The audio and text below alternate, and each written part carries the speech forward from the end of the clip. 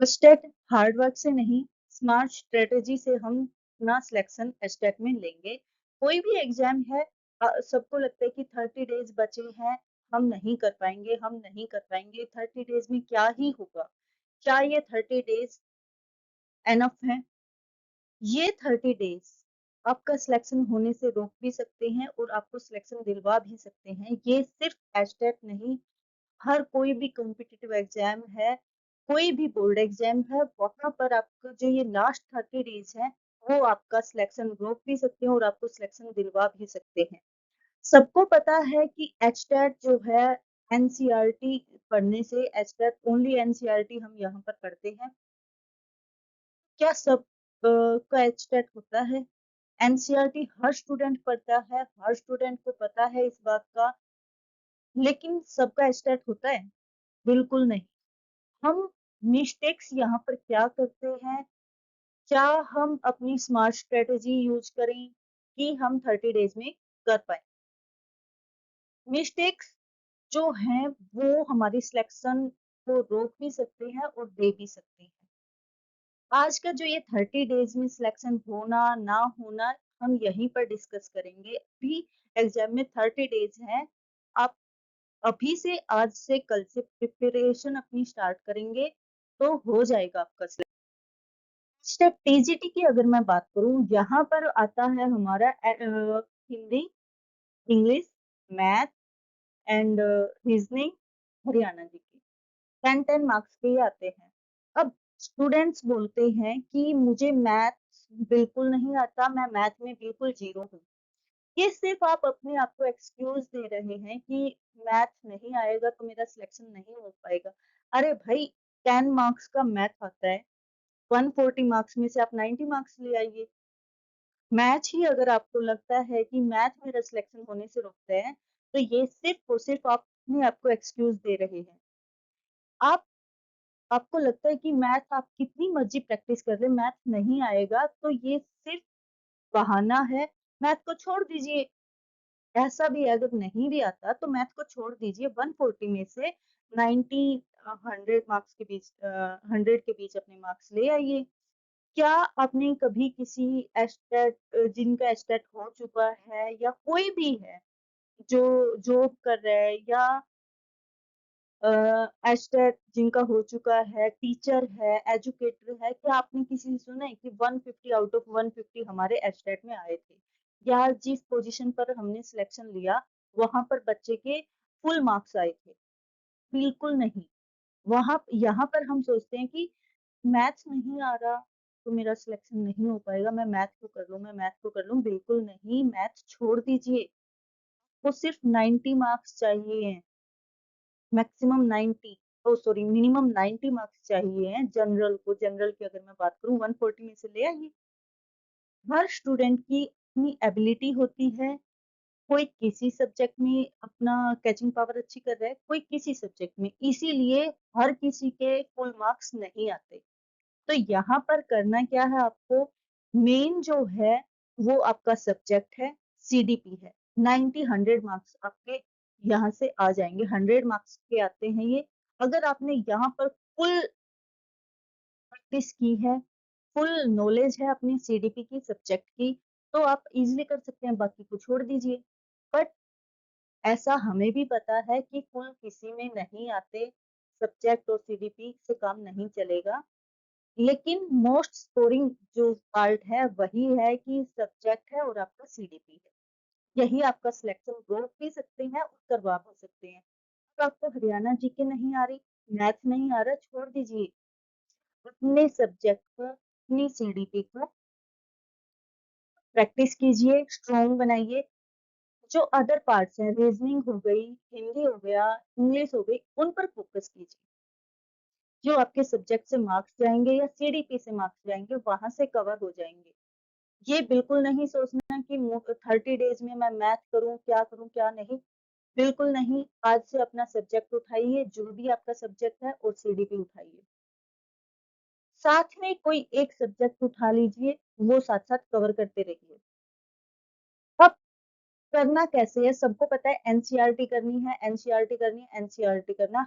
हर बच्चे को इस बात का पता है कि एनसीईआरटी मोस्ट इम्पोर्टेंट है। बट क्या आपको पता है कि एनसीईआरटी सब करते हैं, उसके बावजूद भी सबका सिलेक्शन नहीं हो पाता? तो यहाँ पर करना क्या है हमें, इन 30 डेज में सबसे पहले अपने 10 ईयर्स के जो पेपर्स हैं वो उठाइए, वहां से कंसेप्ट उठाइए कि किस किस कंसेप्ट से आपके क्वेश्चन पूछे जा रहे हैं। फिर उसके बाद एनसीईआरटी से उन क्वेश्चन को कीजिए। 10 डेज जो है आपको कंसेप्ट क्लियर करनी है। उसके बाद 10 डेज जो है पीवाईक्यूज, साथ में कंसेप्ट प्लस पीवाईक्यूज को ऐड करना है। पीवाईक्यूज करते टाइम आपको वहां पर ओनली आंसर को नहीं देखना, उसके पीछे का कंसेप्ट भी कि ये आंसर आया क्यों है, क्यों नहीं आया। फिर जो लास्ट के हमारे 10 डेज बचे हैं वहां पर हम मॉक प्रैक्टिस करेंगे, मॉक टेस्ट की प्रैक्टिस करेंगे। और मॉक टेस्ट की प्रैक्टिस, कुछ बच्चों के साथ ऐसा होता है कि उनकी प्रिपरेशन बहुत ज्यादा अच्छी होती है, अच्छा स्कोर कर पाते हैं, बट होता क्या है पेपर के टाइम पर वो थोड़ा सा नर्वस हो जाते हैं। वो मॉक टेस्ट अगर हम ऐसे करें कि 9 to 12 या 2 to 5 जो भी आपकी एग्जाम टाइमिंग है वहां पर वो 3 आवर्स हम दे दें, बिल्कुल 10 डेज ऐसे सोच के कि आज भी मेरा एग्जाम है, आज भी मेरा एग्जाम है। तो जो एग्जाम टाइम पर नर्वसनेस होती है या एंजाइटी होती है, आपकी बॉडी उस टाइम पर ऐसा करती है कि बॉडी प्रिपेयर हो जाती है।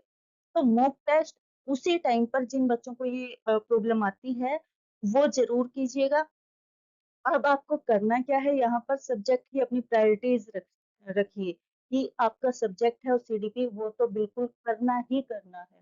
साथ में आप एक दो सब्जेक्ट जो आपका बिल्कुल ये है कि मैं उसमें जीरो हूँ उसको टच मत कीजिए। 10-10 मार्क्स के पार्ट हैं। आप हरियाणा जी के 10 मार्क्स की है, उसमें से एक दो नंबर आपका बिना पढ़े आ जाएगा। मैथ्स है, अगर मैं मान के चलूं कि एक भी नहीं आएगा तो 140 है, बाकी तो है ना। तो अपनी जो वीकनेस है उसको छोड़ दीजिए, खुद को एक्सक्यूज देना बंद कीजिए। ये आप दुनिया को नहीं दे रहे एक्सक्यूज, उनको कोई फर्क भी नहीं पड़ता, आपका सिलेक्शन आपका है।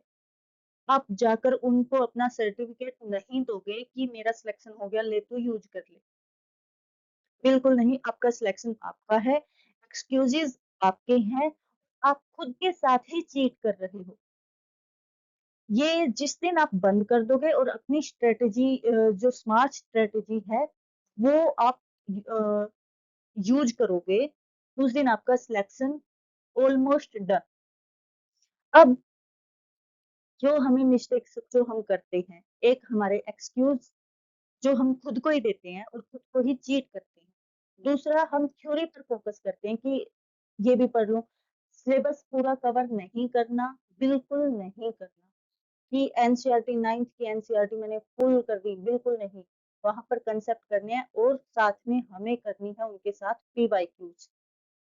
बच्चे मॉक टेस्ट नहीं करते, वहां पर गड़बड़ हो जाती है एग्जाम टाइम पे, या तो सिर दर्द होता है या फिर एंजाइटी होती है, कुछ भी होता है। मॉक टेस्ट आपको सिर्फ आपकी नॉलेज नहीं कि बॉडी को भी प्रिपेयर करता है। कुछ बच्चे क्या करते हैं कि मॉक टेस्ट को ये सोचते हैं कि मार्क्स मार्क्स मार्क्स नहीं, आपकी बॉडी एग्जाम टाइम में भी प्रिपेयर रहती है कि हाँ मुझे एग्जाम करना है। बॉडी को प्रिपेयर करने के लिए भी हमें मॉक टेस्ट देना है, वहां से हमें अपनी मिस्टेक्स देखनी है। और साथ में करना क्या है कि आज मेरा फर्स्ट डे है तो मैं शॉर्ट नोट्स बना लूं, ड्राइंग सारी उसमें ड्राइंग नहीं डालनी कि कोई किसी के नोट्स नहीं मांगता, पूछता है किससे पढ़ा किससे नहीं, नोट्स कोई नहीं मांगता, है ना। तो अपने शॉर्ट नोट्स बनाइए।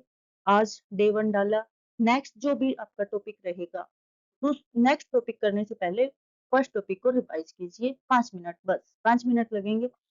फिर थर्ड डे ऐसे ही दोनों दिन का आप रिवाइज कर लेते हैं। 10 डेज अगर आप करोगे तो आपको हर रोज रिवाइज नहीं करना पड़ेगा, सिर्फ पेज पलटा, next page next page next page, बस आपको खुद ही अपनी सेंस जो है वो बताएगी कि इस पेज पर ये था, इस पेज पर ये था, इस पेज पर ये था। ये ट्रिक मेरे एक सर ने दी थी तो मैं आपके साथ शेयर कर रही हूँ, बहुत हेल्पफुल होती है, आप करके देखिए। अपने एक्सपीरियंस, अगर जिस दिन आप अपने एक्सपीरियंस शेयर करने लगोगे टीचिंग में, या क्रेडिट देना जिस दिन आपने स्टार्ट कर दिया, उस दिन आप माइंड से तो प्रिपेयर हो चुके हैं कि आप एथिकल हो। ये सच में, ये जो रिवीजन वाली है, मॉक टेस्ट वाली है, ये मेरे सर ने बताई थी, बहुत अच्छे हैं। तो इसीलिए मैंने आपको शेयर की है। ये 30 डेज सच में आपका सिलेक्शन होने से कोई नहीं रोक सकता। जिस दिन आपने स्टार्ट किया है, कंसिस्टेंसी जरूरी है, कंसिस्टेंसी बनाए रखिए, साथ में स्मार्ट स्ट्रेटेजी। पर जिनका सिलेक्शन होता है वो हर चीज डिटेल में नहीं पढ़ते, वो स्मार्ट स्ट्रेटेजी अपनी यूज करके अपना सिलेक्शन लेते हैं। तो ऐसे ही बने रहिए बायोविजन पूजा। अगर आप एस्टेट टीजीटी से हैं तो आपका है, आपको सीडीपी में 3 थ्योरी करनी है आज। तो साथ में मोशन चैप्टर जो है उसमें सिर्फ equations of motion and laws of motion, ये 2 टॉपिक करने हैं। साथ में अपना प्री बाई क्यूज प्रैक्टिस कीजिए। तो आज का आपका डे 1। तो बने रहिए Biovision with Puja. Thank you, bye bye.